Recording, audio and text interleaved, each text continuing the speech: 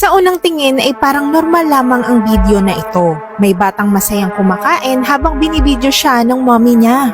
Pero nag-iba ang lahat nang tumigil siya sa pagkain. Nabaling ang tingin niya sa isang banda at kinawayan niya ito. At pagkatapos noon ay sinabi niya na nandyan daw ang uncle niya. Agad namang ibinaling ng mommy niya yung camera sa direksyon na itinuturo ng kanyang anak. Pero wala naman siyang nakita. Nung araw na yun kasi ay dalawa lamang sila ng kanyang mommy at imposible daw na dumalaw sa kanila yung uncle niya. Pero lingid sa kaalaman ng mommy niya, nag-reflect na pala ito sa mirror nila.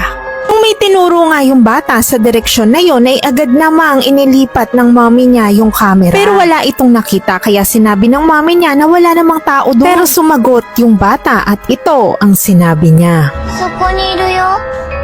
おじちゃん誰？